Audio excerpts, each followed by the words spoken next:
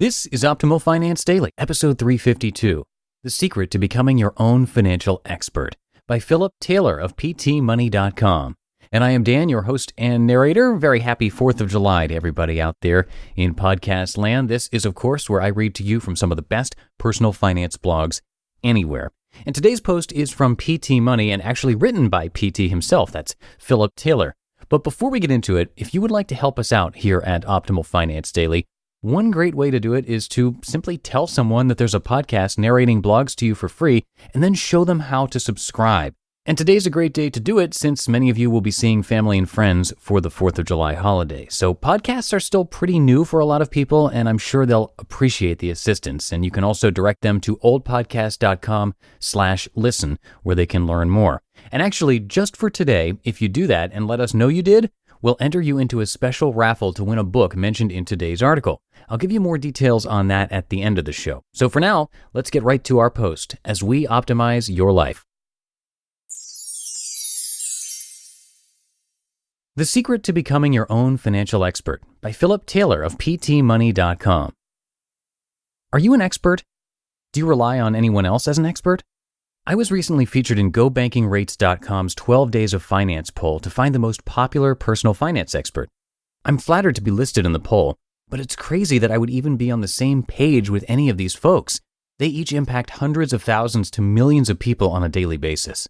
So when I was asked to explain what makes my brand of personal finance advice different from the others, my answer was easy.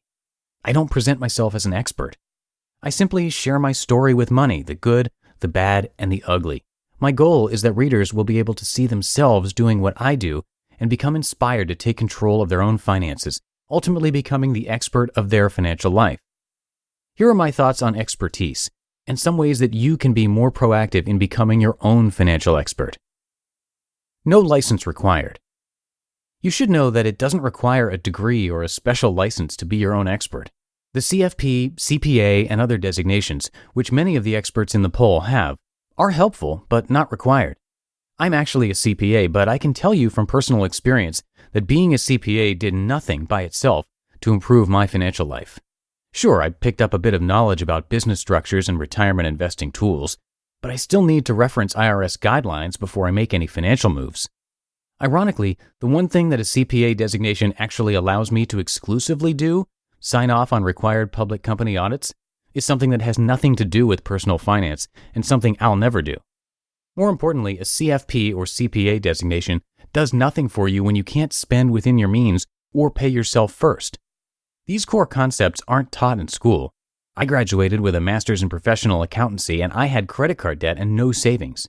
You have to learn the core personal finance concepts through living. It can't be completely outsourced. It's cliché at this point, but it's called personal finance for a reason.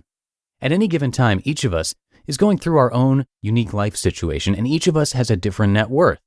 This is why it's so important for you to become your own expert. Only you know the full extent of your financial situation.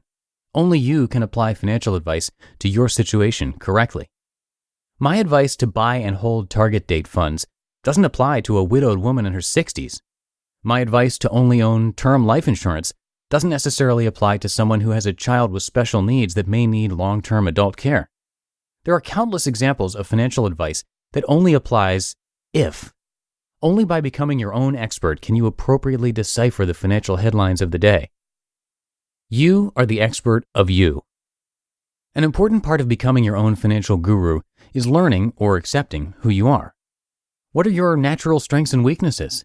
Does making extra money come easy to you?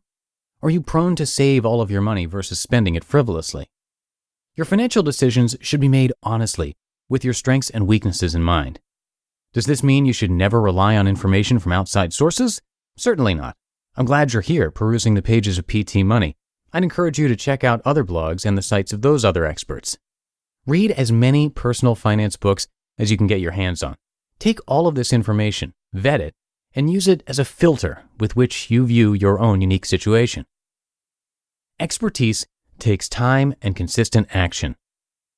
The next step to becoming your own financial expert is gaining confidence in your decision-making.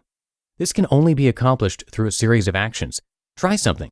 Open up the account, apply for that rewards card, get that insurance quote. These actions create awareness and momentum in your financial life. Doing something is not always the answer to problems, but it's certainly the answer to learning what to do when you encounter problems. In the 2007 Harvard Business Review article, The Making of an Expert, it was noted that, quote, consistently and overwhelmingly, the evidence showed that experts are always made, not born, end quote. It's going to take time and a lot of action for you to become your own financial expert, but you are the only one that can fill the role properly, so you better get with it. So what's the secret? The secret is threefold as I see it. 1. Only you know the detailed ins and outs of your financial situation. 2. No one cares more about your money than you. And 3. All you need to do is keep learning and try new things. Here's to becoming your own personal finance expert. The best financial advice I've ever received.